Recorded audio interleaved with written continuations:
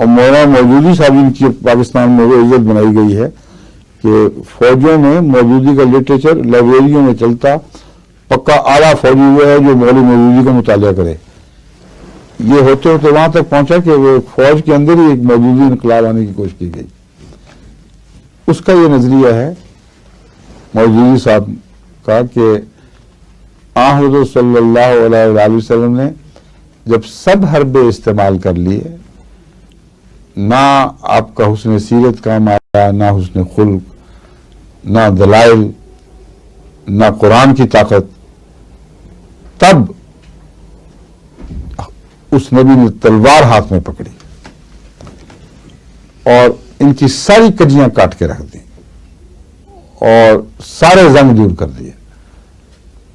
اندازہ کریں اتنا خبیثانہ الزام ہے کہ روح کانپ اٹھتی ہے اس سے. اگر کوئی تمہارے اندر رشدی پیدا ہوا تو یہ بھی رشدی ہے. جو رسول اللہ صلی اللہ علیہ وسلم نے ایسا قاتلانہ حملہ کیا ہے کہ جو بدترین اسلام کے دشمن اس زور سے نہیں کر سکتے تھے جیسے مودودی کرتا ہے. اور اب ہمیں مشکل یہ پڑتی ہے یونیورسٹیوں میں جب بھی ہم کوشش کرتے ہیں کہ اسلام کے اوپر لگائے ہوئے داغ ہٹائیں تو آگے سے مودودی رکھ دیتے ہیں سامنے. ہمارے نزدیک یہ اچھا سچا عالم ہے.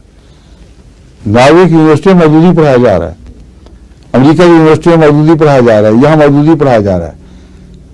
اس لیے نہیں کہ مودودی کی عظمت کے قائل ہیں، اس لیے کہ جانتے ہیں اس سے گدھا انسان، اس سے بڑا گدھا جو اس طرح اسلام کی جڑوں میں گند ڈال دے اور انہیں کاٹ کے رکھ دے، مسلمان علماء میں اور نظر نہیں آئے گا. اور اس نے چونکہ بہانہ رکھا ہے دلیلوں کا اور قرآن کریم کو مروڑ کر پیش کیا ہے، اس لیے ان کے ہاں سب سے زیادہ مقبول ہے. اور یہ وہ نظریہ ہے جو سب سے بڑا مولک نظریہ، یہ سننے کے بعد، یہ عمل دیکھنے کے باوجود پھر موجودیوں کو جو طاقت دی جاتی ہے دی گئی، ان کے ذریعے ان کو ہتھیار دیے گئے، ان کو تیز کیا گیا، یہاں تک کہ موجودیوں نے اپنی جب اصل شکلیں نکالیں پھر حکومت کو بڑا لیٹ پتہ چلا کہ یہ تو اس لائق نہیں ہے کہ ان پہ اعتماد کیا جائے. ہے کیا مقصد؟ صرف حکومت. یہ بات ہے جو سمجھانا چاہتا ہوں. جس قوم کا یہ تصور ہو کہ حکومت کے بغیر اصلاح ممکن نہیں ہے، تمام انبیاء کو انہوں نے باطل کر دیا. کتنے نبی ہیں جنہوں نے حکومت میں آ کر اصلاح کی ہے، کتنے ہیں جو بے حکومت کے گزر گئے.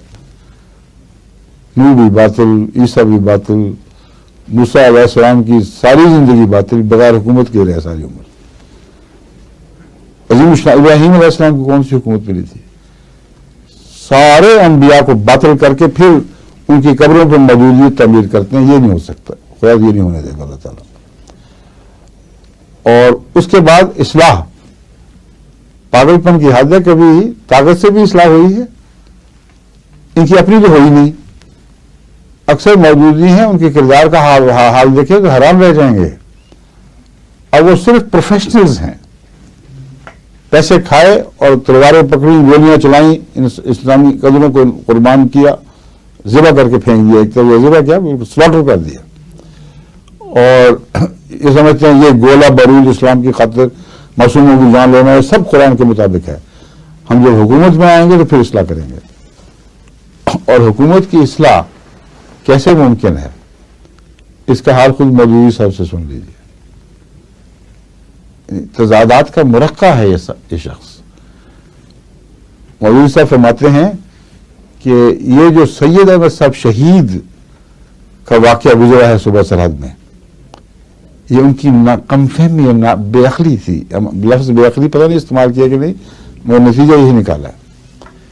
کہتے ہیں سید احمد شہید کو یہ بنیادی اصول ہی نہیں پتہ تھا کہ اگر لوگ تبدیل نہ ہوں اور ان کے اندر غیر اسلامی قدریں موجود ہوں تو بزور ان میں اسلام نافذ کیا ہی نہیں جا سکتا. یہ مودودی صاحب ہے، ہاٹ اینڈ کولڈ برتھ کے اسپیشلسٹ ہیں. ایک بات ابھی یوں کی، دوسری بات یوں کر دی. کہتے ناممکن ہے. اس کا بد انجام دیکھ لیا انہوں نے کہ وہ جو تلوار سے اصلاح کرنے کی کوشش کی تو جو راہ سا تھا وہ بھی گوا بیٹھے اور صوبہ سرحد کو پہلے سے بدتر حال میں چھوڑ گئے. جس شخص کو یہ علم ہو، اس بنیادی دائمی فلسفے سے واقف ہو، وہ اگر اسلام کے لیے تجویز کر رہا ہے تو لازماً غدار ہے،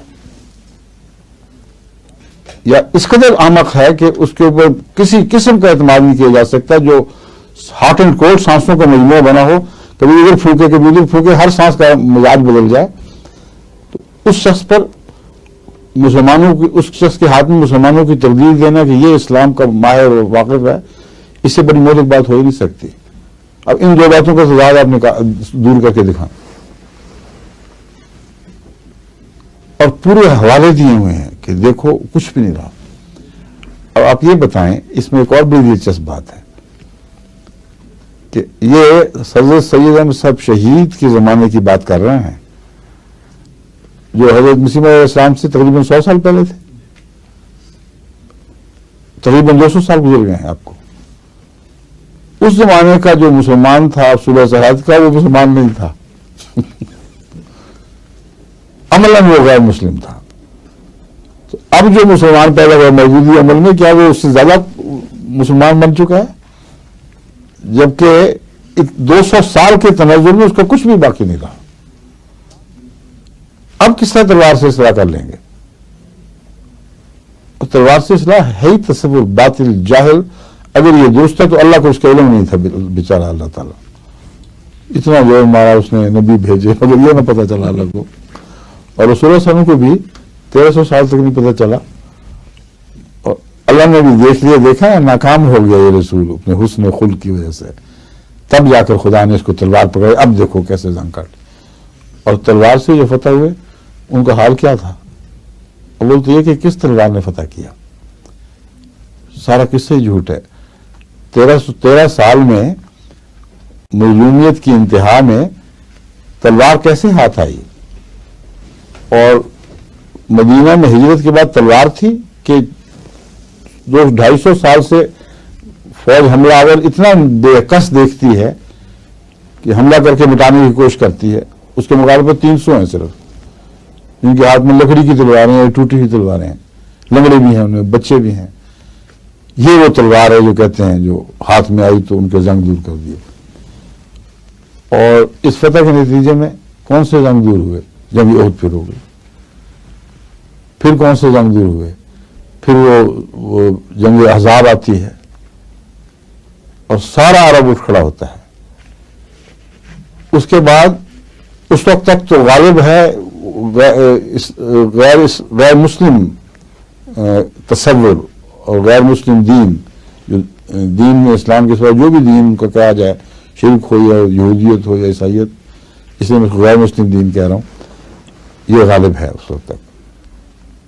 حملے کون کرتے تھے؟ رسول اللہ صلی اللہ علیہ وسلم۔ یہ وہ لوگ وہ جو حملہ کر کے آئے تھے سارے، ان کے زنگ تلوار سے دور کرنے کے رسول اللہ صلی اللہ علیہ وسلم نے بلوایا تھا۔ اتنا پاگلوں والا تصور کہ تھوڑی دیکھو تو متلا جاتا ہے دل کہ یہ عالم صاحب بنے ہوئے ہیں، ان کے ماننے والے کیسے پاگل ہیں۔ واقعات کے خلاف بالکل فرضی بات۔ اسلام کو جو فتح ہوئی ہے وہ امن کے زمانے میں ہوئی ہے، جو صلح حدیبیہ کے بعد 1-2 سال کا عرصہ ہے، اور جنگ احزاب آخری جنگ تھی، اور اس جنگ میں بھی لڑائی نہیں ہوئی بلکہ وہ خدا کے نشان سے اٹھ کے بھاگ کھڑے ہوئے ہیں۔